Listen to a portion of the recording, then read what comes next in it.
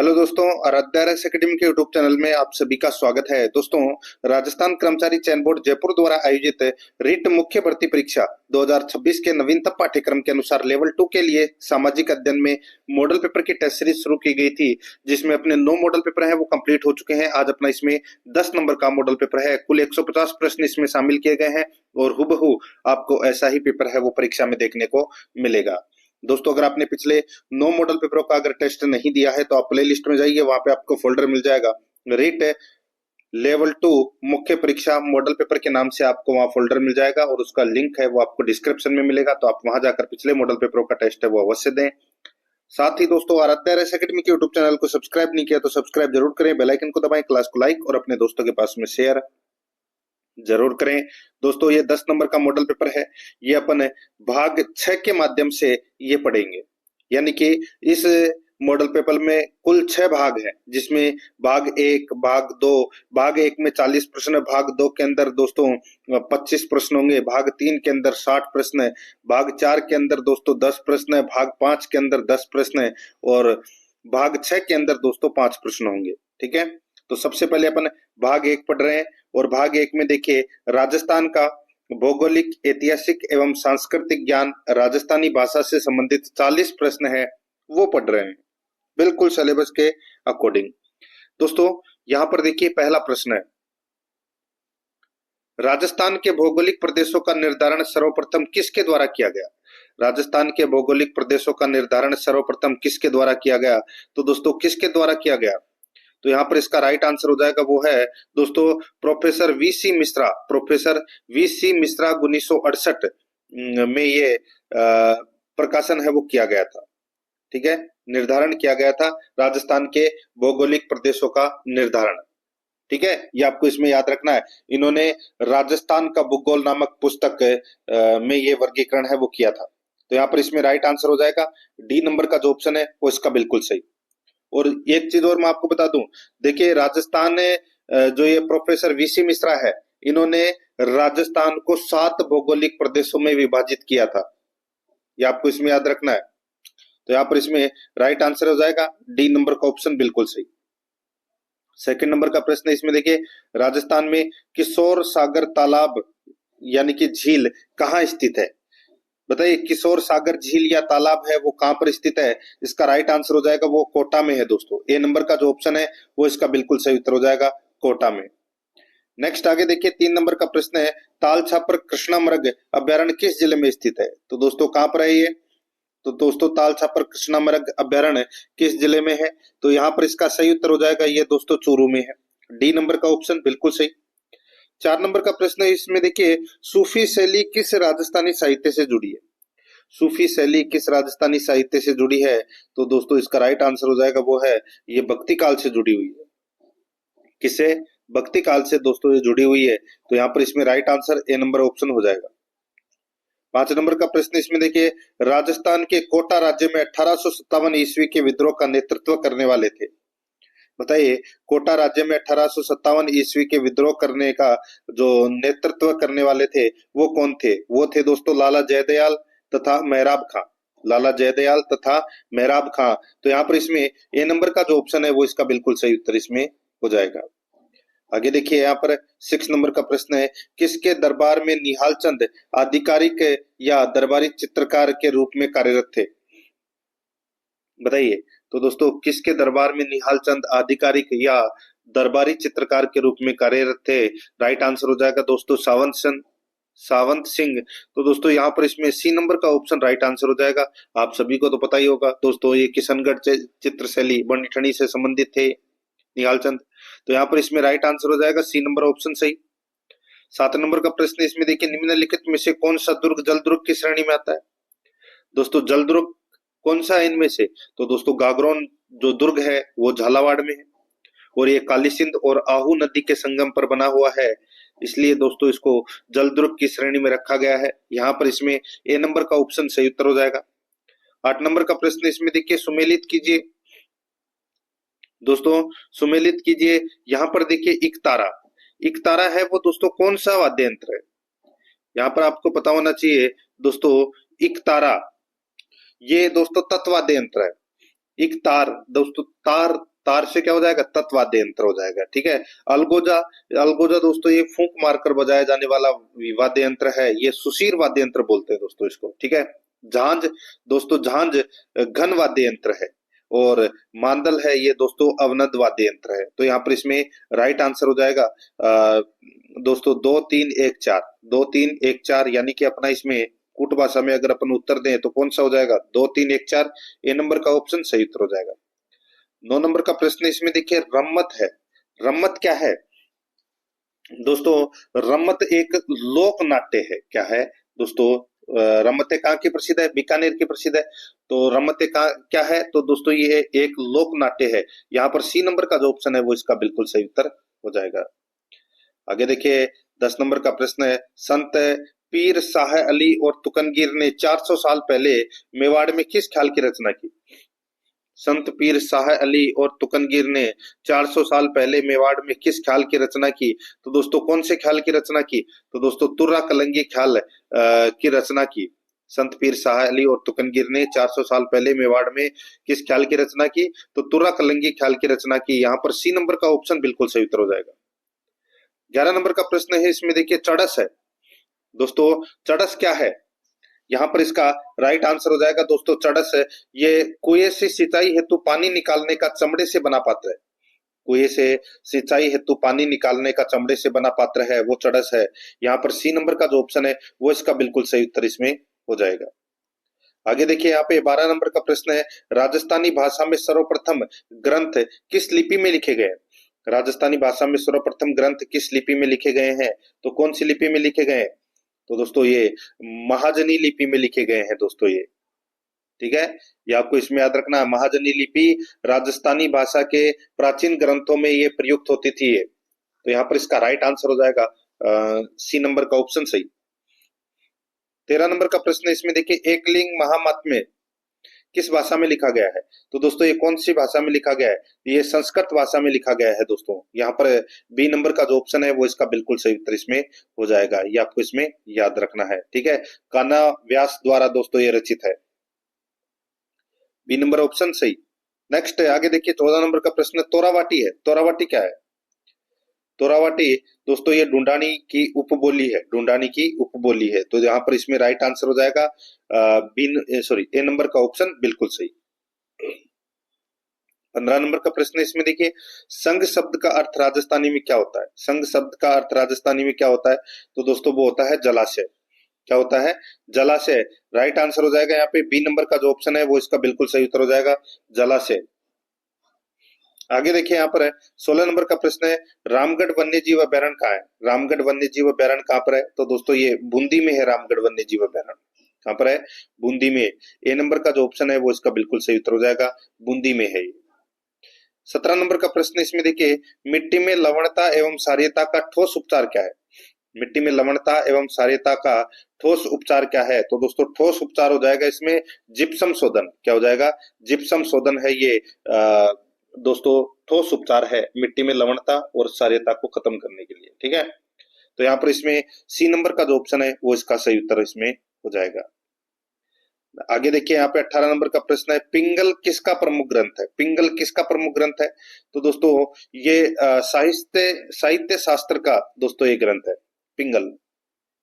तो यहाँ पर इसमें राइट आंसर हो जाएगा बी नंबर का जो ऑप्शन है वो इसका बिल्कुल सही उत्तर हो जाएगा। आगे देखिए यहाँ पर 19 नंबर का प्रश्न है, निम्नलिखित में से राजस्थान के किस जिले में जनसंख्या की दशकीय वृद्धि दर राष्ट्रीय वृद्धि दर के समान है। बहुत ही अच्छा प्रश्न है दोस्तों।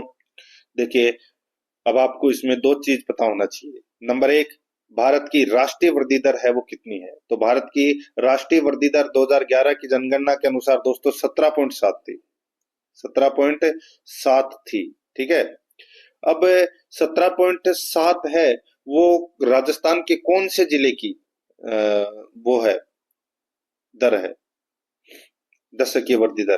तो यहाँ पर इसका जो सही उत्तर हो जाएगा दोस्तों वो है इसमें देखिए सीधा सा मैं आपको बोलूं तो वो है राजसमंद। राजसमंद जिले की जो जनसंख्या वृद्धि दर है वो दोस्तों 17.7% है। ठीक है, सॉरी 17.4% है, जो कि नजदीक में ही है दोस्तों। ठीक है, तो यहाँ पर इसमें राइट आंसर क्या हो जाएगा, बी नंबर का जो ऑप्शन है वो इसका बिल्कुल सही। आगे देखिए 20 नंबर का प्रश्न है, निम्न में से कौन सा ग्रासीय जनजाति से संबंधित नृत्य है। ग्रासीय जनजाति से संबंधित नृत्य कौन सा है, तो वो है वालर नृत्य है। ये ग्रासीय जनजाति का क्या है, नृत्य है। तो यहाँ पर इसमें right answer B number option हो जाएगा। 21 नंबर का प्रश्न है, राजस्थान में लिग्नाइट कोयला के प्रमुख जमाव कहाँ स्थित है। कहाँ पर है लिग्नाइट कोयले का उत्पादन दोस्तों, राजस्थान में कहाँ होता है, तो दोस्तों भंडारण और उत्पादन दोनों दोस्तों बाड़मेर में होते हैं। तो यहाँ पर इसका राइट आंसर हो जाएगा कपूड़ी मेड़ता पलाना। कपूड़ी मेड़ता पलाना में दोस्तों लिग्नाइट कोयले का उत्पादन होता है। तो यहाँ पर इसमें डी नंबर का जो ऑप्शन है वो इसका बिल्कुल सही। 22 नंबर का प्रश्न इसमें देखिए, राजस्थान के किस व्यक्तित्व को मेवाड़ के भीष्म के उपनाम से जाना जाता है। बताइए राजस्थान के किस व्यक्तित्व को मेवाड़ के भीष्म के उपनाम से जाना जाता है। तो दोस्तों मेवाड़ के भीष्म, इसका सही उत्तर हो जाएगा दोस्तों इसमें कौन सा, बताइए दोस्तों। वो कहते हैं राणा, जो महाराणा लाखा है उनके पुत्र कुंभा को गद्दी दिलाने में दोस्तों अहम भूमिका निभाई थी किसने, राव चूड़ा को। ठीक है, और राव चूड़ा को दोस्तों मेवाड़ का भीष्म के नाम से जाना जाता है। तो यहाँ पर इसमें सी नंबर का ऑप्शन बिल्कुल सही। 23 नंबर का प्रश्न इसमें देखिए, राजस्थानी लोक नृत्यों में कौन से नृत्य को एक सींग वाले शेरों का नृत्य कहा जाता है। राजस्थानी लोक नृत्यों में कौन से नृत्य को एक सींग वाले शेरों का नृत्य कहा जाता है। तो यहाँ पर इसमें राइट आंसर क्या हो जाएगा, बताइए। तो इसका सही उत्तर इसमें हो जाएगा दोस्तों एक सींग वाले शेरों का नृत्य। एक सींग वाले शेरों का नृत्य दोस्तों इसको बोलते हैं नाहर नृत्य। यहाँ पर डी नंबर का ऑप्शन बिल्कुल सही उत्तर हो जाएगा, नाहर नृत्य। 24 नंबर का प्रश्न इसमें देखिए, मीनाकारी चित्रकारी के संबंध में निम्नलिखित में से कौन सा कथन सही नहीं है। बताइए कौन सा कथन सही नहीं है मीनाकारी चित्रकारी के संबंध में। तो यहाँ पर इसमें राइट आंसर हो जाएगा वो है दोस्तों इसमें देखिए, यह चित्रकारी की मूलतः भारतीय शैली नहीं है। यह चित्रकारी की मूलतः भारतीय शैली नहीं है। तो दोस्तों बिल्कुल सही है, ये कथन तो इसमें सही है। आगे देखिए, इस चित्रकारी में कांच को रंगीन बनाना ही मीनाकारी कहलाती है। बिल्कुल सही बात है। इस चित्रकारी का सबसे प्राचीन नमूना महाराजा मानसिंह की छड़ी है। तो दोस्तों ये भी बिल्कुल सही है। चौथा देखिए, जयपुर के कलाकार श्रावण लाल मिश्रा को मीनाकारी के लिए पद्मश्री से सम्मानित किया जा चुका है। ये कथन है वो दोस्तों इसमें गलत हो जाएगा। ये कथन है वो दोस्तों इसमें गलत हो जाएगा। इसलिए दोस्तों देखिए मैं आपको बताऊं, कुदरत सिंह को मिला था दोस्तों ये मीनाकारी कला में योगदान के लिए पद्मश्री से सम्मानित किया गया था, श्रवणलाल मिश्रा को नहीं किया गया था। तो ये कथन इसलिए गलत है। डी नंबर का जो ऑप्शन है वो इसका बिल्कुल सही उत्तर हो जाएगा। 25 नंबर का प्रश्न इसमें देखिए, निम्नलिखित में से किस स्थल से मौर्यकालीन वास्तुकारी के अवशेष प्राप्त हुए हैं। निम्नलिखित में से किस स्थल से मौर्यकालीन वास्तुकारी के अवशेष प्राप्त हुए हैं। तो यहाँ पर इसमें राइट आंसर क्या हो जाएगा, ये प्राप्त हुए हैं दोस्तों बैराट से। यहाँ पर ए नंबर का जो ऑप्शन है वो इसका बिल्कुल सही उत्तर हो जाएगा, बैराट से। 26 नंबर का प्रश्न इसमें देखिए, हल्दी घाटी का युद्ध किस वर्ष लड़ा गया था। बताइए हल्दी घाटी का युद्ध कब लड़ा गया था। तो दोस्तों ये लड़ा गया था 1576 ईस्वी में। हल्दी घाटी का युद्ध है वो लड़ा गया था 18 जून 1576 को। 27 नंबर का प्रश्न इसमें देखिए, पद्मिनी और कर्मावती निम्न में किस कारण विख्यात है। तो दोस्तों किस कारण विख्यात है। तो दोस्तों ये जौहर के कारण विख्यात है। यहाँ पर इसमें बी नंबर का ऑप्शन बिल्कुल सही उत्तर हो जाएगा। 28 नंबर का प्रश्न इसमें देखिए, राजस्थान में लोहारगढ़ दुर्ग किस जिले में है। तो दोस्तों ये लोहारगढ़ दुर्ग है वो कौन से जिले में है। तो ये भरतपुर में है लोहारगढ़। यहाँ पर सी नंबर का जो ऑप्शन है वो सही उत्तर हो जाएगा। 29 नंबर का प्रश्न है, गणेश्वर सभ्यता किस काल से संबंधित है। तो गणेश्वर सभ्यता है ये दोस्तों ताम्र या कांस्य युग से संबंधित है ये गणेश्वर सभ्यता। यहाँ पर सी नंबर का ऑप्शन सही उत्तर हो जाएगा। 30 नंबर का प्रश्न है, निम्न में से कौन सा युग में सही सुमेलित नहीं है। कौन सा युग में सही सुमेलित नहीं है। देखिए हल्दी घाटी का युद्ध है वो 1576 में हुआ था। बिल्कुल सही बात है।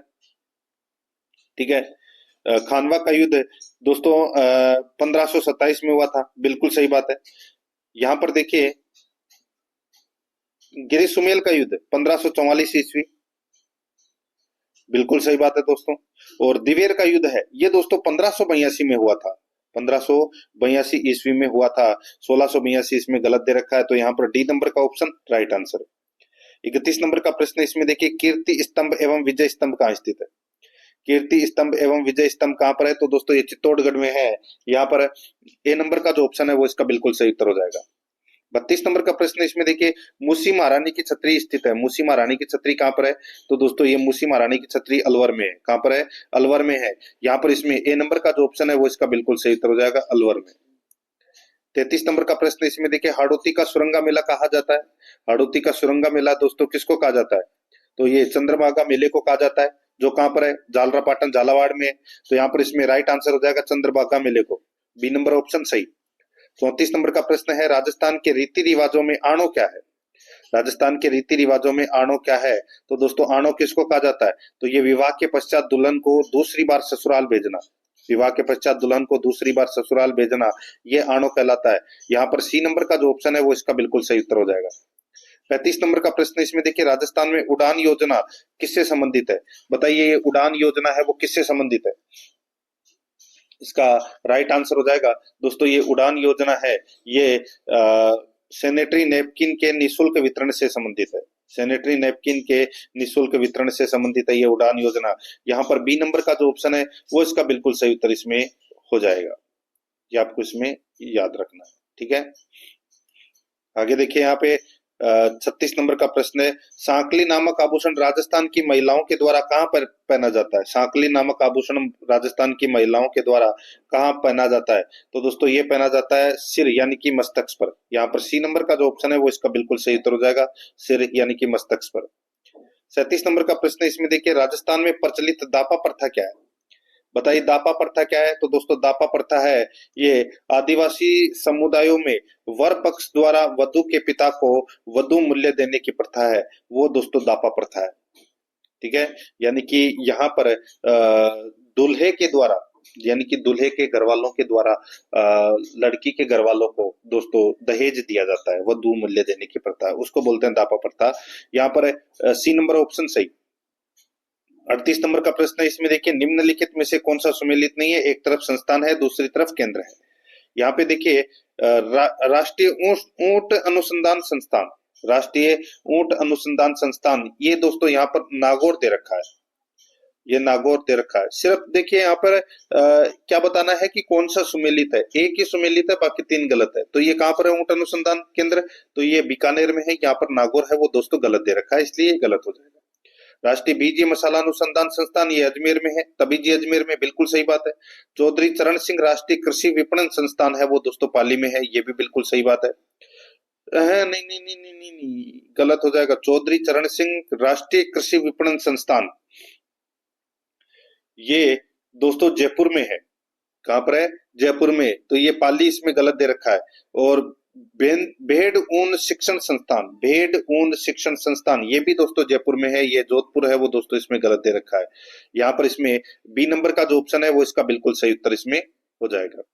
39 नंबर का प्रश्न इसमें देखिए, राजस्थान में सोयाबीन का लगभग संपूर्ण उत्पादन क्षेत्र केंद्रित है। राजस्थान में सोयाबीन का लगभग संपूर्ण उत्पादन क्षेत्र केंद्रित है।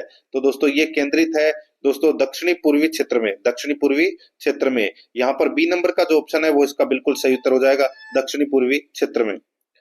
40 नंबर का प्रश्न है इसमें देखिए, क्षेत्रफल की दृष्टि से राजस्थान का सबसे बड़ा कृषि जलवायु खंड है। क्षेत्रफल की दृष्टि से राजस्थान का सबसे बड़ा कृषि जलवायु खंड है, तो वो कौन सा है?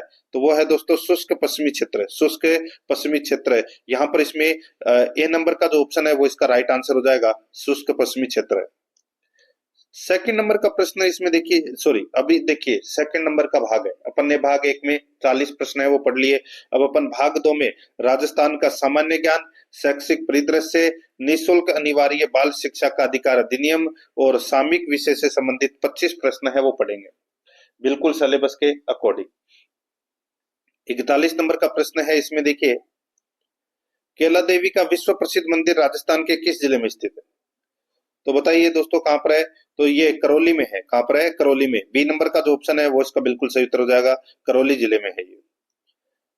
42 नंबर का प्रश्न है, इसमें देखिए राजस्थान आरटीई 2011 के कौन से अध्याय में विद्यालय प्रबंधन समिति एसएमसी का उल्लेख किया गया है? एसएमसी का उल्लेख किया गया है, तो यहाँ पर इसका सही उत्तर हो जाएगा वो है दोस्तों एसएमसी अध्याय 2। अध्याय 2 में दोस्तों इसका उल्लेख किया गया है, बी नंबर ऑप्शन सही।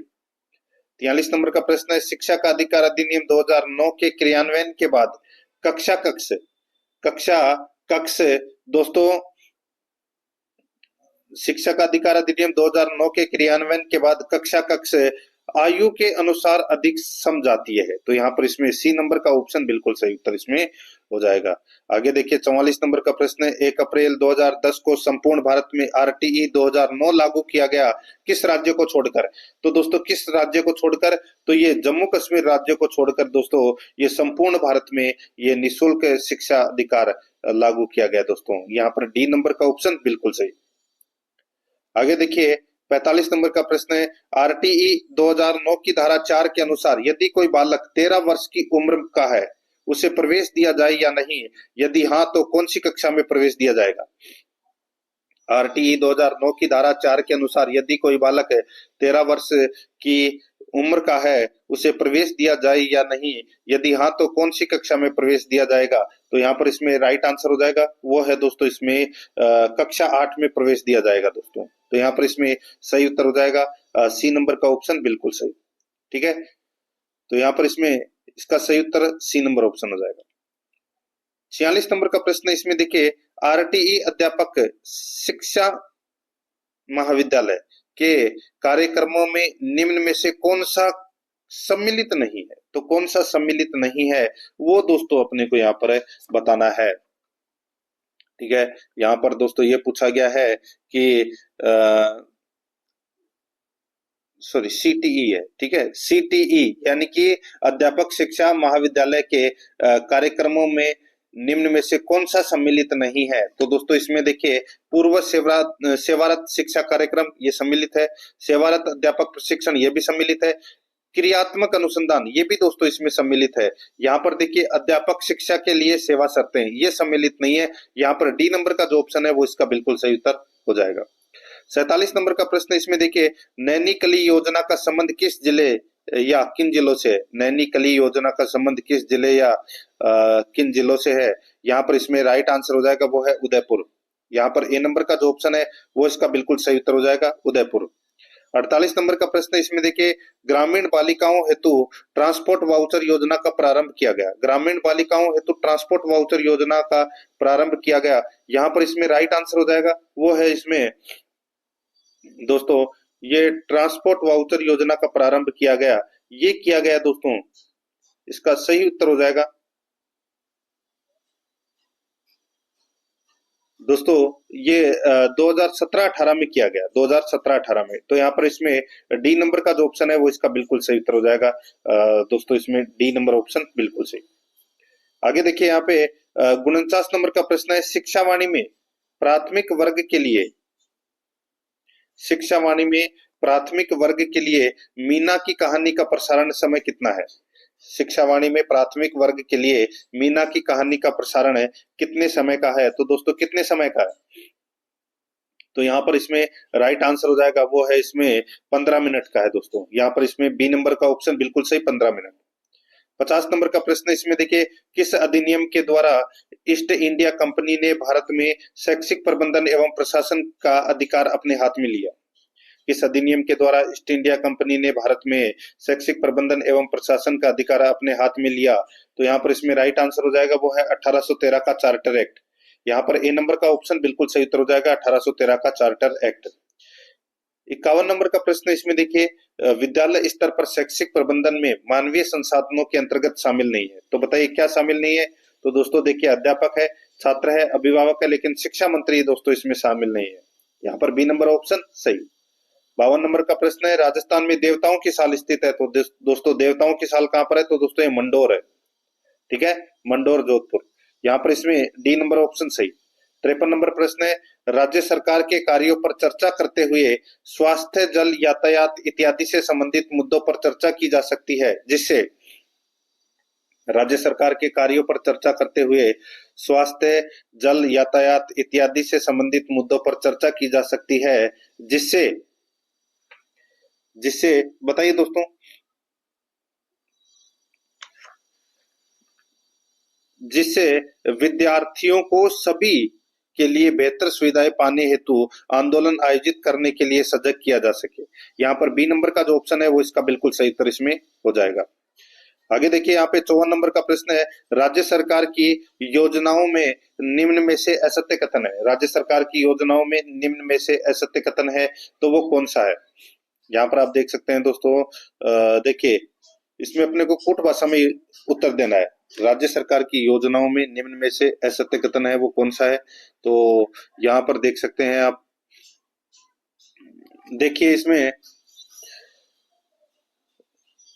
देखिए एक तो है इसमें राज ई साइन प्रमाणिक डिजिटल हस्ताक्षरित प्रमाण पत्र, और एक है RKCL राज्य के शहरी क्षेत्रों में सूचना प्रौद्योगिकी शिक्षा। तो यहाँ पर इसमें राइट आंसर हो जाएगा वो है 3 और 4, इसमें क्या है? असत्य कथन है दोस्तों।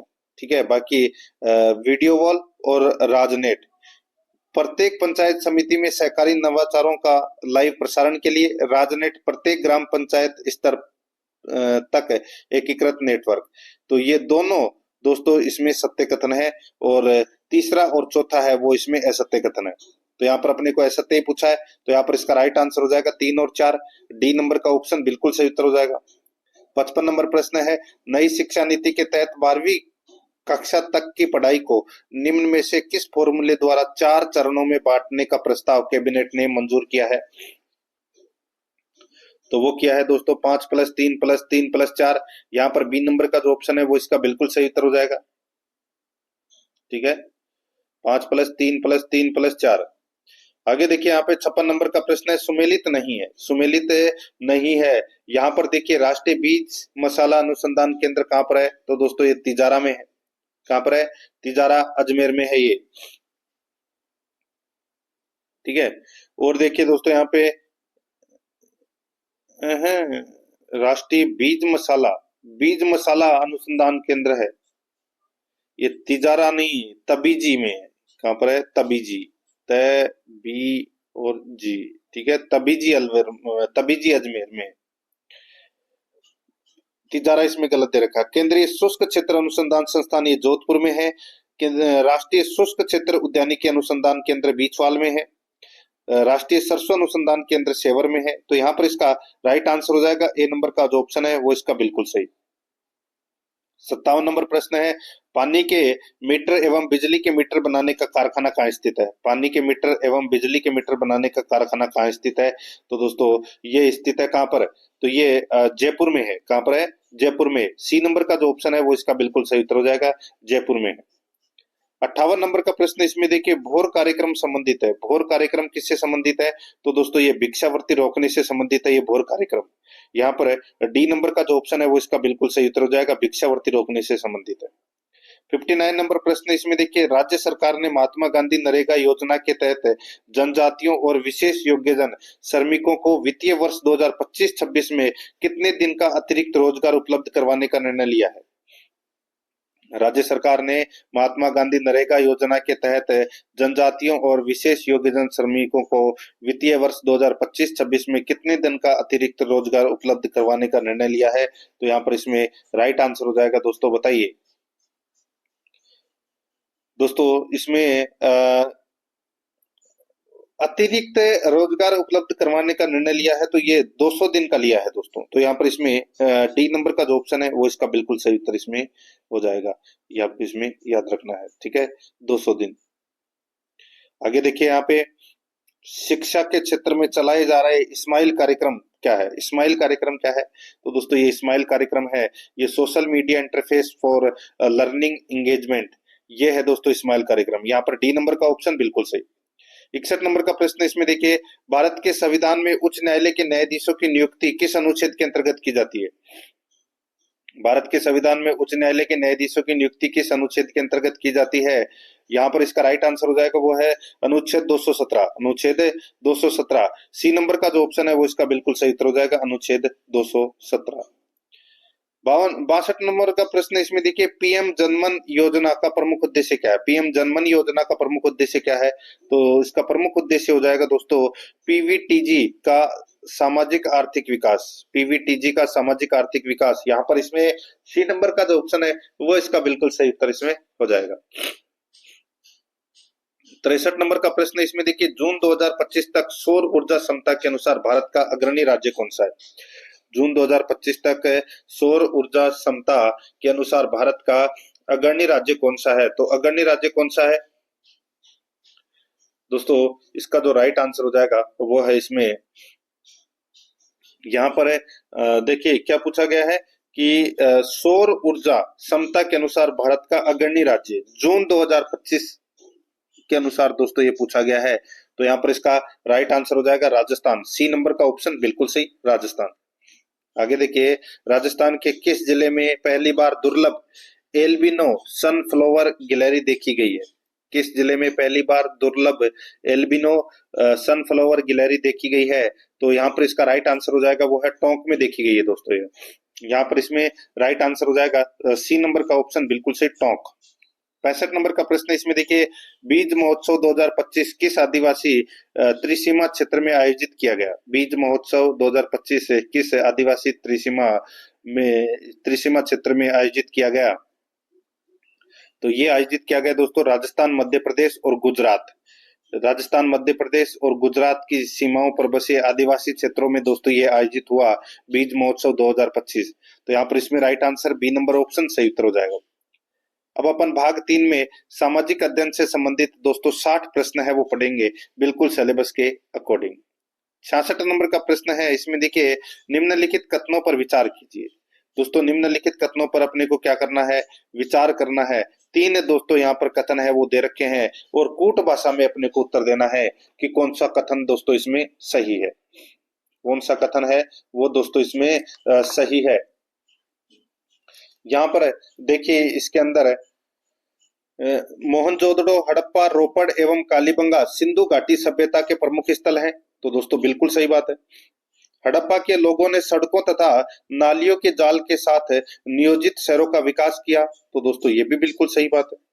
हड़प्पा के लोगों को धातुओं के उपयोग का पता नहीं था। तो दोस्तों ये कथन है वो गलत हो जाएगा। धातुओं के उपयोग का दोस्तों पता था, ठीक है। तो यहाँ पर इसमें एक और दो कथन है वो दोस्तों इसमें क्या है? सही है। एक और दो कथन सही है। तो यहाँ पर इसमें ए नंबर का ऑप्शन बिल्कुल सही उत्तर हो जाएगा। 67 नंबर प्रश्न इसमें देखिए, निम्न में से ऋतस्य गोपा कहा गया है? ऋतस्य गोपा कहा गया है तो ये कहा गया है दोस्तों किसको? तो ये वरुण को कहा गया है। यहाँ पर बी नंबर का ऑप्शन बिल्कुल सही उत्तर हो जाएगा, वरुण को कहा गया है दोस्तों ये। आगे देखिए 68 नंबर का प्रश्न है, निम्नलिखित को सुमेलित कीजिए। सूची फर्स्ट और सूची सेकंड दोस्तों यहाँ पर दे रखा है, ठीक है। अब यहाँ पर आप देख सकते हैं दोस्तों, सुमेलित करना है अपने को।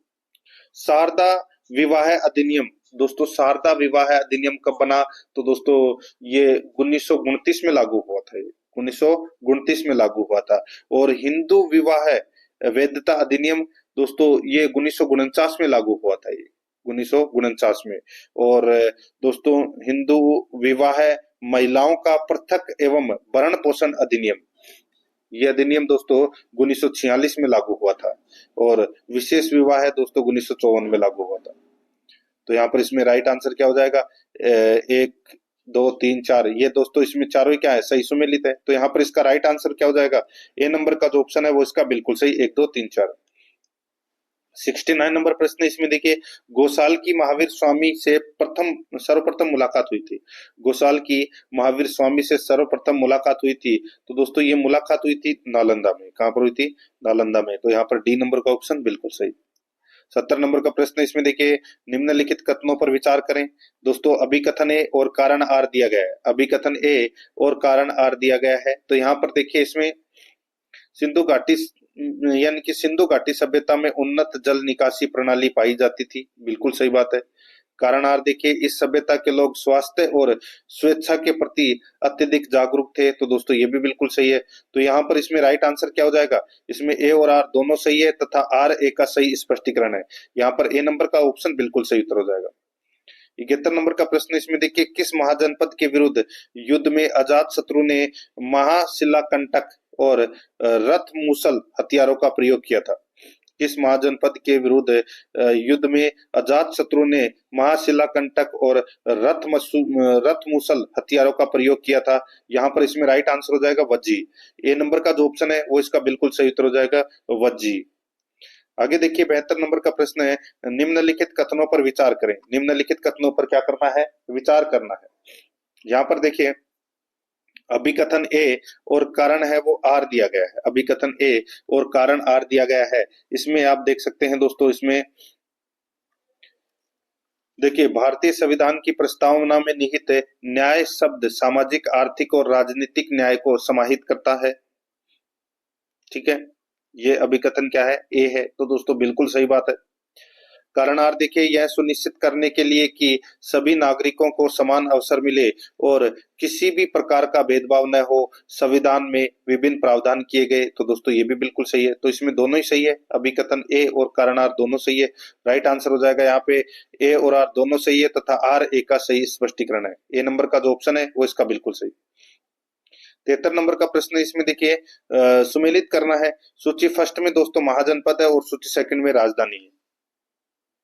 अब दोस्तों यहाँ पर देखिए मगध की राजधानी है वो कौन सी है? तो दोस्तों मगध की राजधानी पाटलिपुत्र या राजगृह आप बोल सकते हैं। वज्जी की जो राजधानी है वो है दोस्तों वैशाली है। और अंग की जो राजधानी है वो है दोस्तों चंपा। और मत्स्य की राजधानी है वो दोस्तों विराटनगर। तो यहाँ पर इसमें 4-3-2-1 इसका बिल्कुल सही उत्तर हो जाएगा। 4-3-2-1। ठीक है, तो यहाँ पर इसमें सही उत्तर हो जाएगा ए नंबर का जो ऑप्शन है वो इसका बिल्कुल सही उत्तर इसमें हो जाएगा मित्रों। 74 नंबर का प्रश्न इसमें देखिए, दिव्यावदान के अनुसार किसके उपदेश से प्रभावित होकर अशोक ने बौद्ध धर्म ग्रहण किया था? दिव्यावदान के अनुसार किसके उपदेश से प्रभावित होकर अशोक ने बौद्ध धर्म ग्रहण किया था? तो दोस्तों राइट आंसर हो जाएगा वो है उपगुप्त से दीक्षा ली थी दोस्तों सम्राट अशोक ने, और फिर बौद्ध धर्म ग्रहण किया था। यहाँ पर इसमें सी नंबर ऑप्शन सही। 75 नंबर का प्रश्न है इसमें देखिए, सूची फर्स्ट को सूची सेकंड से सुमेलित करना है। सूची फर्स्ट में आर्थिक अवधारणा है और सूची सेकंड में दोस्तों इसमें विवरण दे रखा है। ठीक है, अब इसके अंदर आप देख सकते हैं दोस्तों, देखिए राष्ट्रीयकरण, देखिए राष्ट्रीयकरण दोस्तों ये सार्वजनिक क्षेत्र का विस्तार है वो है दोस्तों राष्ट्रीयकरण। और निजीकरण दोस्तों निजी क्षेत्र का विस्तार है वो निजीकरण कहलाता है। वैश्वीकरण दोस्तों एक देश की अर्थव्यवस्था का विश्व से जुड़ना है वो दोस्तों वैश्वीकरण कहलाता है। और व्यापार अधिशेष है, ये व्यापार संतुलन का हिस्सा है वो व्यापार अधिशेष कहलाता है। तो यहाँ पर इसमें 1-4-2-3 इसका बिल्कुल सही उत्तर हो जाएगा। 1-4-2-3। तो यहाँ पर इसमें ए नंबर का जो ऑप्शन है वो इसका सही उत्तर हो जाएगा 1-4-2-3। 76 नंबर का प्रश्न इसमें देखिए, निम्न पंक्ति किसके लिए प्रसिद्ध है? निम्न पंक्ति किसके लिए प्रसिद्ध है? चुंदावत मांगे सेनानी सर काट दियो छतरानी। तो यहाँ पर इसका राइट आंसर हो जाएगा वो है सैल कंवर। यहाँ पर ए नंबर का जो ऑप्शन है वो इसका बिल्कुल सही उत्तर हो जाएगा। सैल कंवर के लिए कहावत है। 77 नंबर का प्रश्न है, मुगल प्रांतीय प्रशासनिक व्यवस्था की पारस्परिक नियंत्रण एवं शक्ति संतुलन के अंतर्गत निम्नलिखित में से कौन अधिकारी सूबेदार पर नियंत्रण रखता था? सूबेदार पर नियंत्रण है वो कौन रखता था? तो यहाँ पर इसका राइट आंसर हो जाएगा दीवान। ए नंबर का जो ऑप्शन है वो इसका बिल्कुल सही उत्तर हो जाएगा दीवान। 78 नंबर का प्रश्न इसमें देखिए, निम्नलिखित को सुमेलित कीजिए। निम्नलिखित को सुमेलित कीजिए। सूची फर्स्ट में भारतीय संविधान के पद हैं और सूची सेकंड में जिस देश से अपनाया गया वो दोस्तों अपने को यहाँ पर बताना है। यहाँ पर आप देख सकते हैं दोस्तों, देखिए राज्य के नीति निर्देशक तत्व है ये कहाँ से लिए गए हैं? तो दोस्तों ये आयरलैंड से लिए गए हैं। राज्य के नीति निर्देशक तत्व है आयरलैंड से लिए गए हैं। मूल अधिकार कहाँ से लिए गए हैं? तो दोस्तों ये यूएसए से लिए गए हैं। ठीक है, यूएसए। देखिए यहाँ पर ये 5वां नंबर का है यूएसए। भाई राज्य के नीति निर्देशक तत्व है आयरलैंड से और मूल अधिकार ये दोस्तों यूएसए से लिए गए हैं। और यानी कि बी का 5 हो जाएगा। संघ राज्य संबंधों की समवर्ती सूची दोस्तों ऑस्ट्रेलिया से ली गई है, इसका 1 हो जाएगा। और भारत राज्यों का संघ है तथा संघ में अधिक शक्ति निहित है, तो ये दोस्तों कनाडा में है। तो यहाँ पर इसमें राइट आंसर क्या हो जाएगा? 3-5-1-2, 3-5-1-2 इसका राइट आंसर हो जाएगा। कौन से ऑप्शन में है? तो यहाँ पर इसमें बी नंबर का ऑप्शन बिल्कुल सही। 79 नंबर प्रश्न इसमें देखिए, निम्न कथनों में कौन सा एक सही नहीं है? बताइए कौन सा एक सही नहीं है, वो अपने को दोस्तों यहाँ पर बताना है। यहाँ पर आप देख सकते हैं निम्न कथनों में कौन सा एक सही नहीं है, कौन सा एक सही नहीं है वो अपने को बताना है। यहाँ पर देखिए सही नहीं है वो मैं आपको बता देता हूँ डायरेक्टली। देखिए, भारत के संविधान के भाग 3 के अधीन अपराधों के लिए राज्य विधान द्वारा दंड विहित किया जा सकता है, ये कथन है वो दोस्तों इसमें क्या हो जाएगा? गलत हो जाएगा। ठीक है, ये कथन है वो दोस्तों इसमें गलत हो जाएगा। तो यहाँ पर इसमें सही उत्तर क्या हो जाएगा? सी नंबर का जो ऑप्शन है वो इसका बिल्कुल सही। ये एक सी नंबर वाला सही नहीं है, बाकी इसमें सारे सही है। 80 नंबर का प्रश्न इसमें देखिए, अशोक के किस शिलालेख में धम महामात्रों की नियुक्ति का उल्लेख मिलता है? तो वो उल्लेख मिलता है दोस्तों 5वां शिलालेख में। सी नंबर का ऑप्शन बिल्कुल सही, 5वां शिलालेख में। 81 नंबर का प्रश्न इसमें देखिए, किस संविधान के अधीन नागालैंड को भारत का नया राज्य घोषित किया गया? किस संविधान के अधीन नागालैंड को भारत का नया राज्य घोषित किया गया? इसका राइट आंसर क्या हो जाएगा? वो है दोस्तों इसमें 13वां। यहाँ पर इसमें ए नंबर का जो ऑप्शन है वो इसका बिल्कुल सही उत्तर हो जाएगा, 13वां। आगे देखिए यहाँ पे 82 नंबर का प्रश्न है, निम्नलिखित घटनाओं को कालक्रमानुसार सजाइए। निम्नलिखित घटनाओं को कालक्रमानुसार सजाइए। तो दोस्तों यहाँ पर देखिए चोरा चोरी कांड, मोपला विद्रोह, रोलेक्ट एक्ट और जलियांवाला बाग हत्याकांड। तो दोस्तों यहाँ पर देखिए जो चोरा चोरी कांड है ये कब हुआ था? तो दोस्तों ये 1922 में हुआ था। मोपला विद्रोह, दोस्तों ये मोपला विद्रोह 1921 में हुआ था, ये केरल में हुआ था। ठीक है, रोलेक्ट एक्ट है, ये तो सभी को पता होगा दोस्तों, ये तो 1919 में आया था दोस्तों रोलेक्ट एक्ट। और जलियांवाला बाग हत्याकांड, तो दोस्तों ये 13 अप्रैल 1919 को आया था। तो दोस्तों यहाँ पर इसमें ये भी 1919। तो इसमें क्रम के अनुसार मैं आपको जमाना बताऊं तो दोस्तों इसमें देखिए सबसे पहले आएगा इसमें रोलेक्ट एक्ट, जलियांवाला बाग, ठीक है, फिर मोपला विद्रोह और फिर चोरा चोरी कांड। तो यहाँ पर इसमें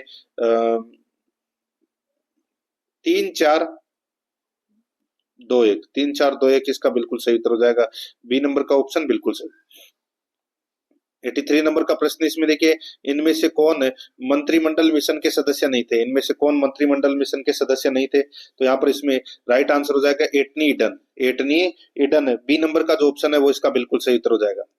84 नंबर का प्रश्न है, दिल्ली सल्तनत के किस शासक ने सांकेतिक मुद्रा का प्रचलन किया था? सांकेतिक मुद्रा का प्रचलन किया था तो दोस्तों ये मोहम्मद बिन तुगलक ने किया था। सी नंबर का ऑप्शन बिल्कुल सही, मोहम्मद बिन तुगलक ने किया था। 85 नंबर प्रश्न है, भारतीय संविधान का कौन सा अनुच्छेद राष्ट्रपति को उच्चतम न्यायालय परामर्श करने की शक्ति प्रदान करता है? भारतीय संविधान का कौन सा अनुच्छेद राष्ट्रपति को उच्चतम न्यायालय परामर्श करने की शक्ति प्रदान करता है? तो यहाँ पर इसमें राइट आंसर हो जाएगा वो है इसमें कौन सा? बताइए।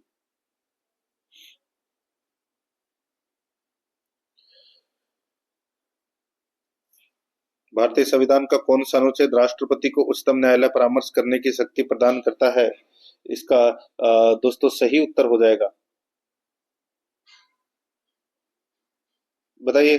तो वो है अनुच्छेद 143। सी नंबर का ऑप्शन बिल्कुल सही उत्तर हो जाएगा, अनुच्छेद 143।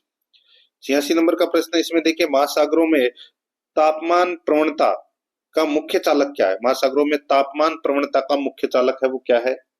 तो वो है दोस्तों जल में जल के घनत्व में अंतर, तापमान और लवणता के कारण। यहाँ पर सी नंबर का ऑप्शन बिल्कुल सही उत्तर हो जाएगा। 87 नंबर का प्रश्न है, सर्वोच्च न्यायालय के मुख्य न्यायाधीश के पद पर सर्वाधिक लंबी अवधि तक कौन पदस्थ रहा? तो कौन पदस्थ रहा? तो वो रहा दोस्तों वाई.वी. चंद्रचूड़। यहाँ पर डी नंबर का जो ऑप्शन है वो इसका बिल्कुल सही उत्तर हो जाएगा, वाई.वी. चंद्रचूड़। डी नंबर ऑप्शन बिल्कुल सही। 88 नंबर का प्रश्न है, सुमेलित कीजिए अनुच्छेद 225 में क्या है? बताइए। अनुच्छेद 225 में उच्च न्यायालय की अधिकारिता के बारे में बताया गया है। तो विद्यमान उच्च न्यायालय की अधिकारिता के बारे में बताया गया है, यानी कि पहले का पहला हो जाएगा। अनुच्छेद 226, अनुच्छेद 226 दोस्तों कुछ रिट निकालने की उच्च न्यायालय की शक्तियों का प्रावधान दिया गया है। कुछ रिट निकालने की उच्च न्यायालय की शक्ति का प्रावधान दिया गया है। अनुच्छेद 226 का वर्तमान में प्रभावी नहीं है।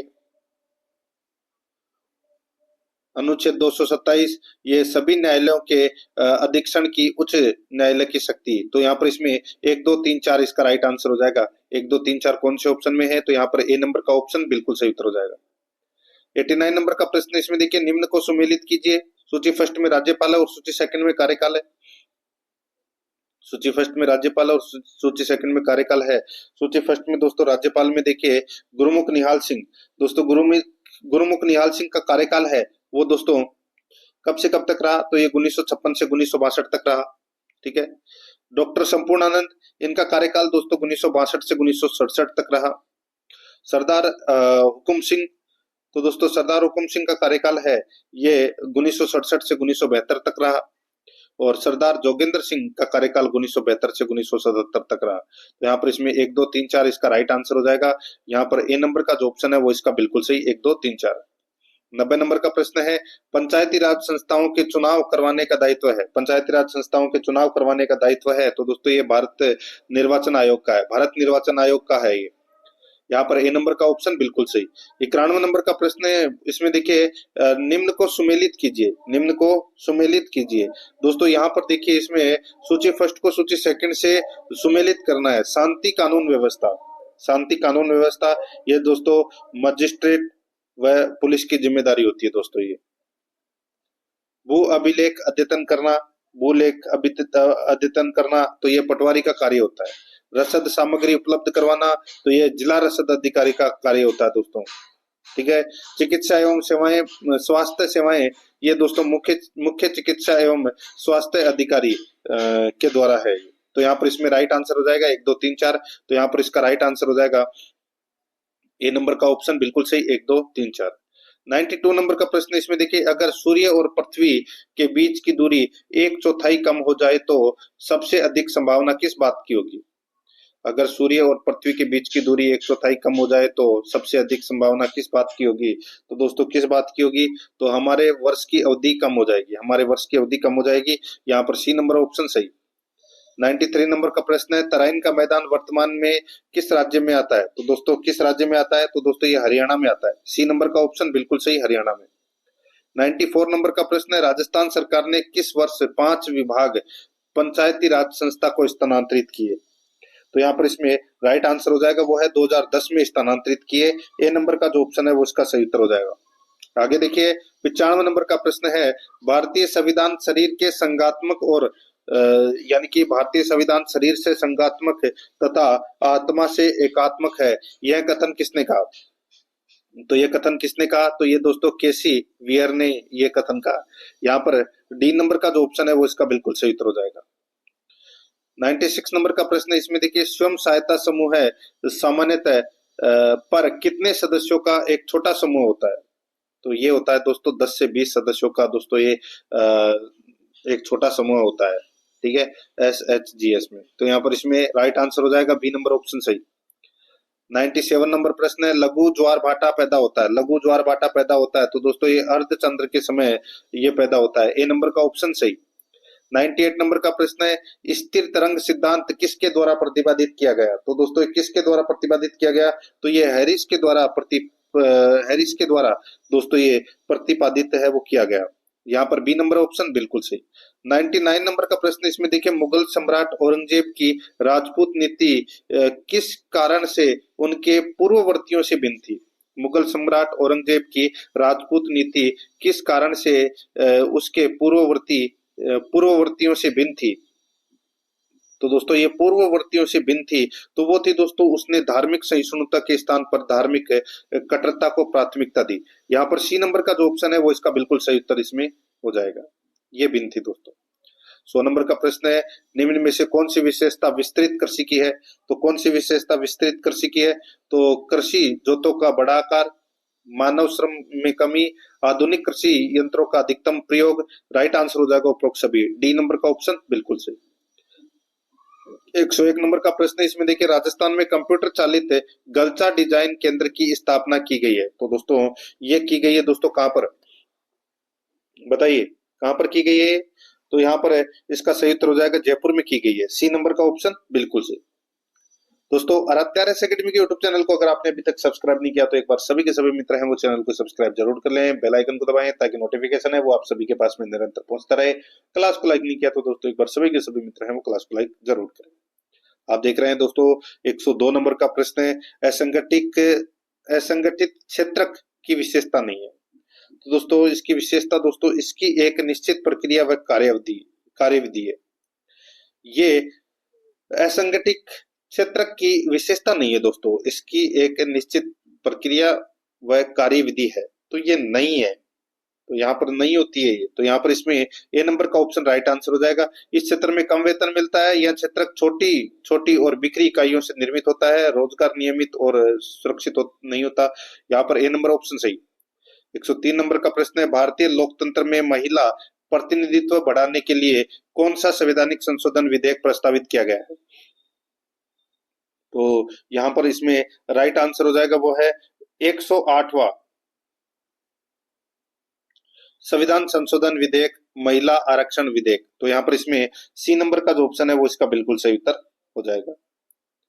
आगे देखिए यहाँ पे 104 नंबर का प्रश्न है, ब्रिटिश भारत में कौन सा एक पौधारोपण उद्योग नहीं था? तो कौन सा एक पौधारोपण उद्योग नहीं था? तो दोस्तों वो है सोरा।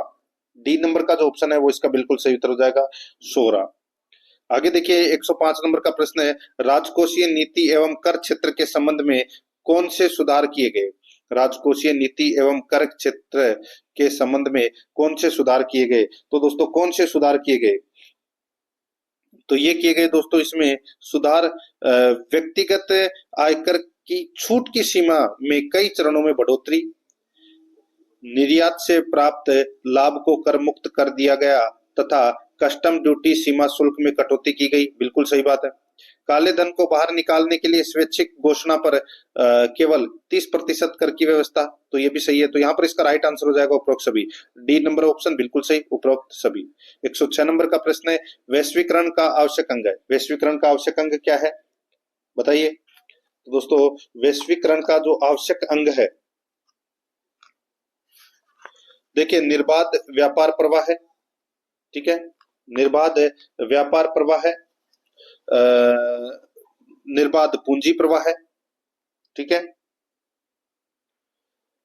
निर्बाध टेक्नोलॉजी प्रवाह है, निर्बाध प्रवाह है। तो यहाँ पर इसमें राइट आंसर हो जाएगा ये सभी। तो यहाँ पर इसमें डी नंबर का जो ऑप्शन है वो इसका बिल्कुल सही उत्तर हो जाएगा, ये सभी। 107 नंबर का प्रश्न है, विश्व व्यापार संगठन WTO की स्थापना का उद्देश्य है। विश्व व्यापार संगठन यानी कि WTO की स्थापना का उद्देश्य है, तो वो उद्देश्य क्या है? तो वो उद्देश्य है दोस्तों अंतर्राष्ट्रीय व्यापार को विनियमित करने वाली एक स्थायी अंतर्राष्ट्रीय संस्था की स्थापना करना, अंतर्राष्ट्रीय व्यापार एवं वाणिज्य को विनियमित करना, अंतर्राष्ट्रीय व्यापार एवं वाणिज्य को प्रोत्साहित करना। तो यहाँ पर इसमें राइट आंसर हो जाएगा उपरोक्त सभी। डी नंबर का जो ऑप्शन है वो इसका बिल्कुल सही उत्तर हो जाएगा, उपरोक्त सभी। 108 नंबर का प्रश्न है, महासागरों में ज्वारीय बोर की घटना कहाँ देखी जाती है? तो कहाँ देखी जाती है ज्वारीय बोर की घटना? तो ये देखी जाती है दोस्तों नदी के मुहानों पर जहां ज्वार तेजी से आते हैं। यहाँ पर सी नंबर का जो ऑप्शन है वो इसका सही उत्तर हो जाएगा। 109 नंबर का प्रश्न, इसमें देखिए दिल्ली सल्तनत के किस सुल्तान ने दीवान ए अमीर कोही नामक कृषि विभाग की स्थापना की? दिल्ली सल्तनत के किस सुल्तान ने दीवान ए अमीर कोही नामक कृषि विभाग की स्थापना की? तो यहाँ पर इसमें राइट आंसर हो जाएगा वो कि मोहम्मद बिन तुगलक ने। बी नंबर ऑप्शन बिल्कुल सही। 110 नंबर का प्रश्न है, निम्न कथनों में से राष्ट्रीय खाद्य सुरक्षा अधिनियम से संबंधित गलत कथन कौन सा है? बताइए गलत कथन है वो कौन सा है? वो खाद्य सुरक्षा, राष्ट्रीय खाद्य सुरक्षा अधिनियम से संबंधित बताना है कि कौन सा कथन है वो दोस्तों इसमें गलत है। इसमें देखिए दोस्तों यहाँ पर है अपने को गलत कथन बताना है, ठीक है। देखिए यह अधिनियम सितंबर 2013 में प्रभावी हो गया, बिल्कुल सही बात है। इसका क्रियान्वयन लक्षित सार्वजनिक वितरण प्रणाली द्वारा किया जाएगा, तो दोस्तों ये भी बिल्कुल सही है। तीसरा देखिए इस अधिनियम के अनुसार गेहूं, चावल व मोटा अनाज 3:2:1 में उपलब्ध करवाया जाएगा, बिल्कुल सही बात है। इसके क्रियान्वयन की जिम्मेदारी केंद्र सरकार को सौंपी गई है, तो ये गलत हो जाएगा। ये कथन है वो दोस्तों इसमें क्या हो जाएगा, गलत हो जाएगा। गलत इसलिए हो जाएगा क्योंकि दोस्तों यहाँ पर आप देख सकते हैं कि जो ये राष्ट्रीय खाद्य सुरक्षा अधिनियम है, ठीक है, इसकी जो जिम्मेदारी है ये दोस्तों सभी राज्यों या संघ राज्यों क्षेत्रों में क्रियान्वित ये की जा रही है, तो वहां की सरकार द्वारा ये सौंपी गई है योजना। तो यहाँ पर इसमें राइट आंसर हो जाएगा दोस्तों डी नंबर का ऑप्शन बिल्कुल सही, केंद्र सरकार इसमें गलत दे रखा है। 111 नंबर का प्रश्न है, इसमें देखिए भारत की मुख्य प्राकृतिक वनस्पतियों में से शुष्क पर्णपाती वन किस क्षेत्र में पाए जाते हैं? बताइए दोस्तों, भारत की मुख्य प्राकृतिक वनस्पतियों में से शुष्क पर्णपाती वन किस क्षेत्र में पाए जाते हैं? तो दोस्तों ये शुष्क पर्णपाती वन है, ये दोस्तों पाए जाते हैं पूर्वी उत्तर प्रदेश और बिहार के मैदान में दोस्तों ये पाए जाते हैं शुष्क पर्णपाती वन। तो यहाँ पर इसमें बी नंबर का ऑप्शन बिल्कुल सही उत्तर हो जाएगा। 12 नंबर का प्रश्न है, 112 नंबर का, इसमें देखिए निम्नलिखित में से कौन सा कृषि विपणन निर्देशालय के उद्देश्य के अंतर्गत शामिल नहीं है? बताइए कौन सा कृषि विपणन निर्देशालय के उद्देश्य के अंतर्गत शामिल नहीं है, वो दोस्तों अपने को यहाँ पर बताना है। दोस्तों यहाँ पर देखिए इसमें किसानों को उपज का उचित मूल्य दिलाना, ये इसके अंतर्गत शामिल है।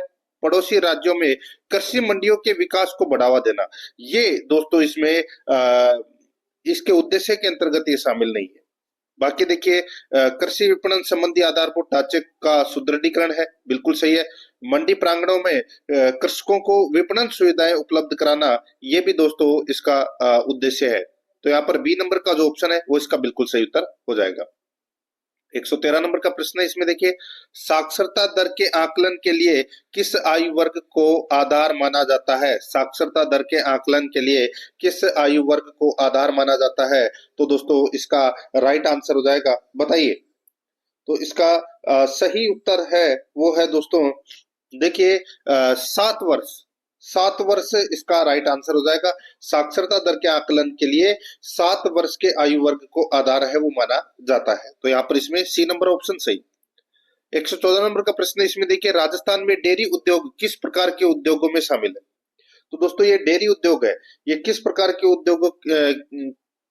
उद्योगों में शामिल है? ये तो इसका राइट आंसर हो जाएगा वो है ये कृषि आधारित उद्योग है। यहाँ पर इसमें सी नंबर का ऑप्शन बिल्कुल सही। 115 नंबर का प्रश्न है, भारत की मानव विकास रिपोर्ट का प्रकाशन किया जाता है। भारत की मानव विकास रिपोर्ट का प्रकाशन किया जाता है, तो दोस्तों ये प्रकाशन है ये किया जाता है दोस्तों संयुक्त राष्ट्र विकास कार्यक्रम यानी कि यूएनडीपी द्वारा ये भारत की मानव विकास रिपोर्ट का प्रकाशन है वो किया जाता है। तो यहाँ पर इसमें ए नंबर का ऑप्शन बिल्कुल सही। 116 नंबर का प्रश्न, इसमें देखिए शिकायत का कारण क्या हो सकता है? शिकायत का कारण है वो क्या हो सकता है? तो दोस्तों देखिए माल त्रुटिपूर्ण हो, मूल्य ज्यादा लिखा गया हो, किसमें विवरणानुसार न हो। तो दोस्तों ये क्या है?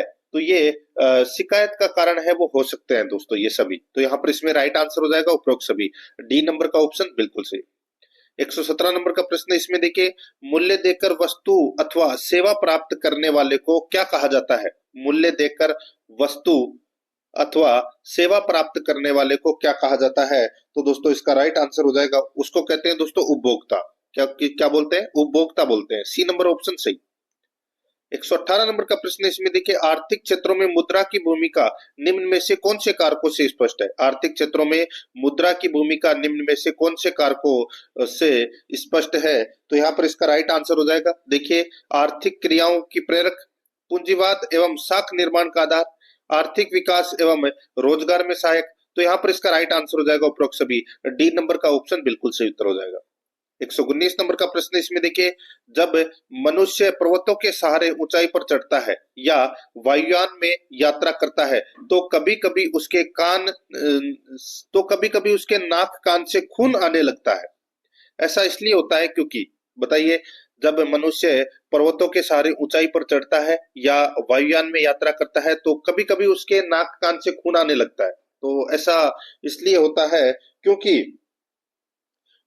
दोस्तों ऊंचाई के साथ ऑक्सीजन की मात्रा है वो घटती जाती है। तो यहाँ पर इसमें सी नंबर का ऑप्शन बिल्कुल सही उत्तर हो जाएगा।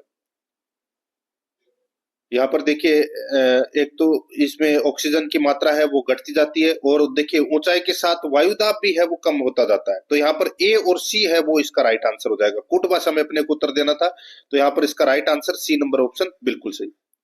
आगे देखिए 120 नंबर का प्रश्न है, भारतीय संविधान में न्यायपालिका की स्वतंत्रता किस देश के संविधान से ली गई है? तो किस देश के संविधान से ली गई है?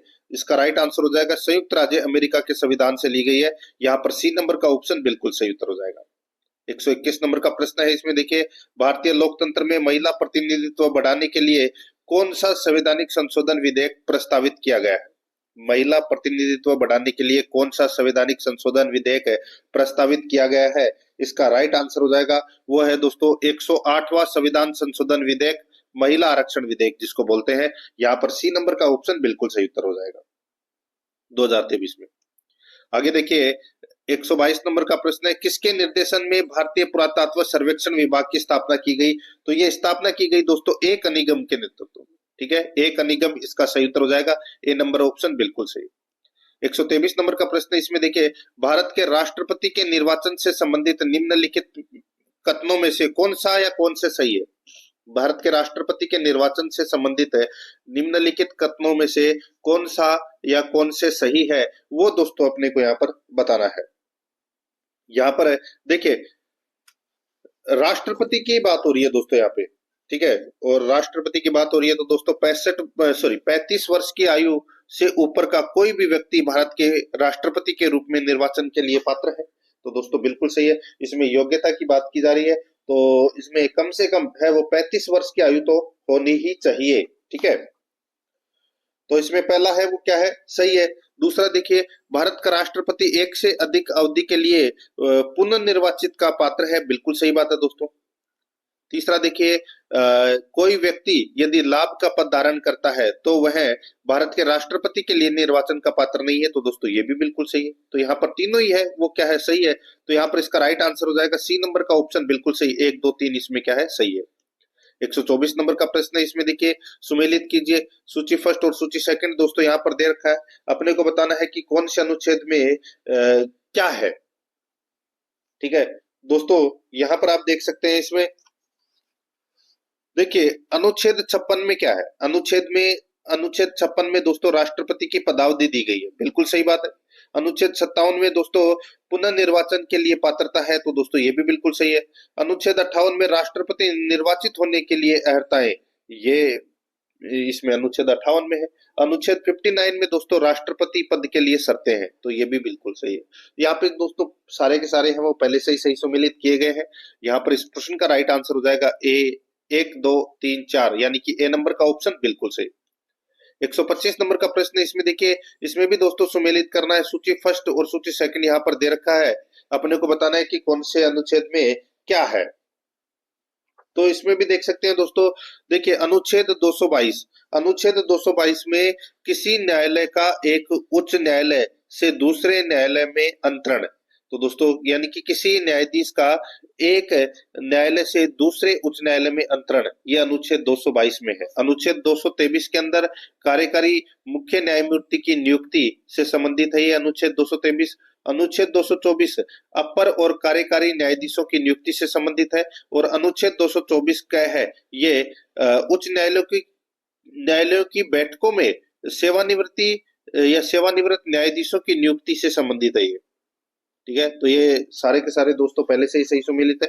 तो यहाँ पर इसमें राइट आंसर क्या हो जाएगा, 1 2 3 4, यानी कि ए नंबर का ऑप्शन बिल्कुल सही उत्तर हो जाएगा। अब अपन दोस्तों भाग 4 के अंदर शैक्षणिक रीति विज्ञान से संबंधित 10 प्रश्न है वो पढ़ेंगे बिल्कुल सिलेबस के अकॉर्डिंग।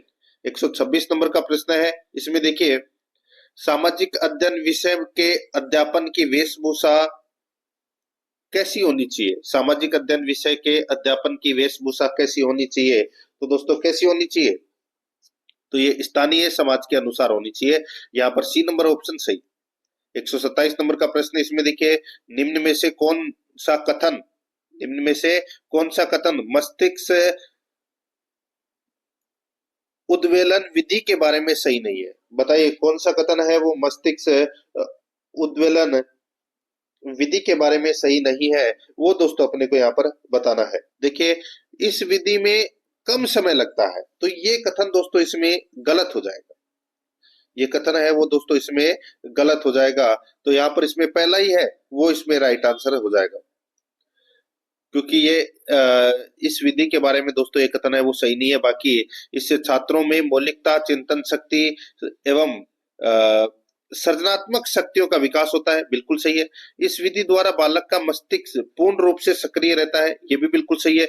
इसमें पूर्णतः नवीन विचारों व सुझावों को उत्पन्न किया जाता है, तो दोस्तों ये भी इसमें सही है। तो यहाँ पर इसमें राइट आंसर क्या हो जाएगा, ए नंबर ऑप्शन सही। 128 नंबर प्रश्न इसमें देखिए, इकाई योजना का प्रतिपादन मॉरिसन द्वारा कब किया गया? तो कब किया गया? इकाई योजना का प्रतिपादन मॉरिसन द्वारा कब किया गया? इसका सही उत्तर हो जाएगा दोस्तों, वो है इसमें, बताइए कब किया गया ये? तो ये किया गया दोस्तों 1956 में। तो यहाँ पर इसमें ए नंबर का ऑप्शन बिल्कुल सही, 1956 में। आगे देखिए यहाँ पर थॉर्नडाइक एवं जॉन डीवी के अनुसार समस्या विधि के पद है। तो समस्या विधि के पद है वो कौन कौन से हैं? तो दोस्तों राइट आंसर हो जाएगा, देखिए, समस्या का चुनाव करना, समस्या का प्रस्तुतिकरण करना, तथ्यों का संकलन करना। तो यहाँ पर इसका राइट आंसर हो जाएगा उपरोक्त सभी। ठीक है दोस्तों, ये समस्या विधि है, इसको वैज्ञानिक विधि भी कहा जाता है। तो यहाँ पर इसमें डी नंबर ऑप्शन सही। 130 नंबर प्रश्न है, चिंतन किस प्रकार का व्यवहार है? चिंतन किस प्रकार का व्यवहार है? तो दोस्तों चिंतन एक मानसिक प्रक्रिया है। ठीक है दोस्तों, ये प्रकट और अप्रकट। तो यहाँ पर इसमें राइट आंसर हो जाएगा वो है सी नंबर का जो ऑप्शन है वो इसका बिल्कुल सही उत्तर हो जाएगा। चिंतन है वो किस प्रकार का व्यवहार है? तो प्रकट और अप्रकट दोनों ही है, तो सी नंबर ऑप्शन सही। 131 नंबर का प्रश्न इसमें देखिए, अनुभाविक साक्ष्य किस पर आधारित होते हैं? अनुभाविक साक्ष्य किस पर आधारित होते हैं? तो दोस्तों ये पूर्व अनुभव व अवलोकनों पर आधारित होते हैं दोस्तों। ये तो पूर्व अनुभव व अवलोकनों पर आधारित होते हैं अनुभाविक साक्ष्य। तो यहाँ पर सी नंबर का ऑप्शन बिल्कुल सही उत्तर हो जाएगा। 132 नंबर प्रश्न इसमें देखिए, कक्षा में शिक्षण अधिगम सामग्री के उपयोग के बारे में निम्नलिखित में से कौन सा कथन सही नहीं है? कक्षा में शिक्षण अधिगम सामग्री के उपयोग के बारे में निम्नलिखित में से कौन सा कथन सही नहीं है? तो बताइए कौन सा कथन सही नहीं है? तो यहाँ पर देखिए, यह विद्यार्थियों की रुचि बढ़ाता है, बिल्कुल सही बात है। शिक्षक विद्यार्थियों को अपनी रचनात्मकता दिखा सकते हैं, तो ये कथन है वो दोस्तों इसमें गलत हो जाएगा। बाकी यह विद्यार्थियों की शैक्षणिकता दक्षता को बढ़ाता है, बिल्कुल सही है। यह सक्रिय भागीदारी को बढ़ाता है, ये भी बिल्कुल सही है। बी नंबर का जो ऑप्शन है वो इसका बिल्कुल सही उत्तर इसमें हो जाएगा। आगे देखिए, 133 नंबर का प्रश्न है, संचयी वर्त में किसी शिक्षार्थी की कितने वर्ष तक की सूचनाएं प्राप्त होती है? तो बताइए, यहाँ पर इसका राइट आंसर हो जाएगा वो है 3 वर्ष तक। तो यहाँ पर इसमें सही उत्तर हो जाएगा बी नंबर ऑप्शन सही। 134 नंबर प्रश्न है, निम्न में से शिक्षण विधि की श्रेणी नहीं है। शिक्षण विधि की श्रेणी कौन सी नहीं है? तो वो है दोस्तों, देखिए, परंपरागत विधियां है, आधुनिक विधियां है। यहाँ पे पुरातन विधि है वो नहीं है दोस्तों। तो यहाँ पर इसमें राइट आंसर हो जाएगा बी नंबर ऑप्शन बिल्कुल सही। नेक्स्ट आगे देखिए, अनुसंधान विधि को अन्य किस नाम से जाना जाता है? तो दोस्तों अनुसंधान विधि को अन्वेक्षण विधि, खोज विधि, इनके नाम से दोस्तों देखिए, अन्वेक्षण विधि, ह्यूरिस्टिक विधि, खोज विधि, इन सभी विधियों के नाम से जाना जाता है। तो यहाँ पर इसका राइट आंसर हो जाएगा उपरोक्त सभी, डी नंबर ऑप्शन बिल्कुल सही। अब देखिए यहाँ पे भाग 5 में शैक्षणिक मनोविज्ञान से संबंधित 10 प्रश्न है वो पढ़ेंगे बिल्कुल सिलेबस के अकॉर्डिंग। 136 नंबर का प्रश्न इसमें देखिए, शिक्षा नवोन्मेष का क्या अर्थ है? शिक्षा नवोन्मेष का क्या अर्थ है? तो दोस्तों इसका अर्थ है, देखिए, शिक्षा में नवीन तकनीकी व गतिविधियां, शिक्षा में सूचना व संचार प्रौद्योगिकी का प्रयोग, शिक्षण में नवीन साधनों की खोज। तो यहाँ पर इसका राइट आंसर हो जाएगा उपरोक्त सभी, डी नंबर का ऑप्शन बिल्कुल सही। 137 नंबर का प्रश्न है, किसी बालक का शारीरिक लक्षण प्रभावित होता है। किसी बालक का शारीरिक लक्षण प्रभावित होता है, तो दोस्तों ये प्रभावित होता है किस पर? तो ये प्रभावित होता है माता एवं पिता दोनों के डीएनए से प्रभावित होता है, सी नंबर का ऑप्शन बिल्कुल सही। 138 नंबर का प्रश्न इसमें देखिए, क्रेस्मर के अनुसार कौन सा व्यक्तित्व का प्रकार नहीं है? तो कौन सा व्यक्तित्व का प्रकार नहीं है? तो दोस्तों अंतर्मुखी। यहाँ पर डी नंबर का ऑप्शन बिल्कुल सही उत्तर हो जाएगा, अंतर्मुखी है वो प्रकार नहीं है। बाकी लंबकाय है, सुडोलकाय है, गोलकाय है। 139 नंबर प्रश्न इसमें देखिए, frames of mind the theory of multiple intelligence पुस्तक के रचयिता है। तो दोस्तों इस पुस्तक के रचयिता कौन है? इसका राइट आंसर हो जाएगा वो है H Gardner, H Gardner, D number का ऑप्शन बिल्कुल सही उत्तर हो जाएगा। 140 नंबर का प्रश्न इसमें देखिए, किशोर किशोरियों के संदर्भ में सर्वोत्तम समूह का चयन कीजिए।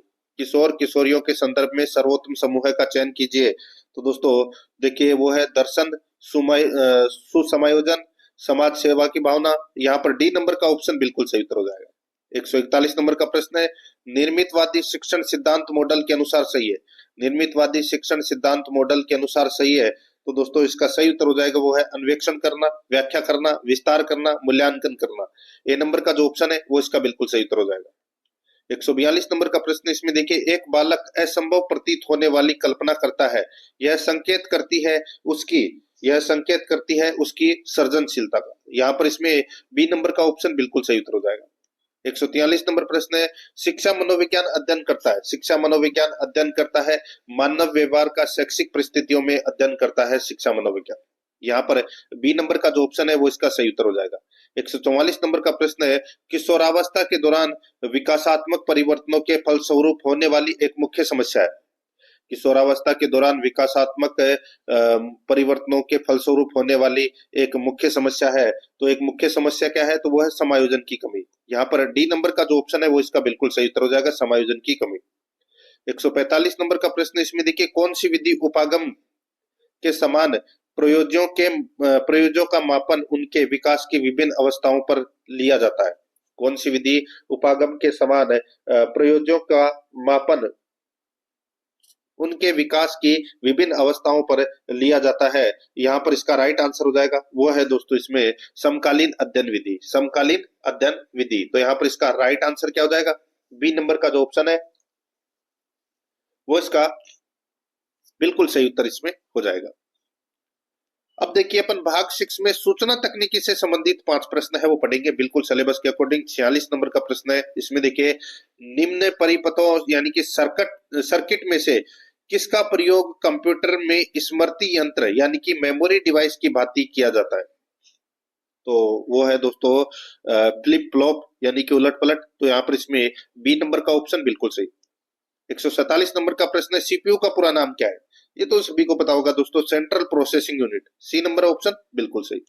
148 नंबर का प्रश्न है, मोडेम नाम निम्नलिखित में से लिया गया है। तो दोस्तों ये नाम लिया गया है तो ये मॉड्यूलेटर, डिमोडुलेटर। यहाँ पर इसमें डी नंबर का ऑप्शन बिल्कुल सही उत्तर हो जाएगा। 149 नंबर का प्रश्न इसमें देखिए, पेंटियम चिप के सर्जन से निम्नलिखित में से कौन सा व्यक्ति जुड़ा है।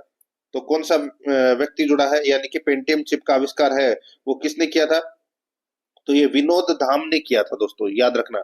यहाँ पर इसमें डी नंबर ऑप्शन बिल्कुल सही। 150 नंबर का प्रश्न है, 5वीं पीढ़ी के कंप्यूटरों में क्या उपलब्ध नहीं है। तो क्या उपलब्ध नहीं है, तो दोस्तों निर्वात ट्यूब है वो उपलब्ध नहीं है। बाकी इसमें बोली की पहचान, कृत्रिम बौद्धिकता, अत्यधिक एकीकरण, ये तीनों है। तो यहाँ पर इसमें डी नंबर का ऑप्शन बिल्कुल सही। तो दोस्तों इसी के साथ मैंने आपको ये मॉडल पेपर है वो कंप्लीट करवा दिया है। और अगर आपने पिछले मॉडल पेपर नहीं देखे हैं तो वो जरूर देखें। आराध्या रेस एकेडमी के यूट्यूब चैनल को सब्सक्राइब नहीं किया तो सब्सक्राइब जरूर करें, बेल आइकन को दबाएं, क्लास को लाइक और अपने दोस्तों के पास में शेयर जरूर करें। मिलते हैं दोस्तों नेक्स्ट क्लास में। जय हिंद, जय भारत।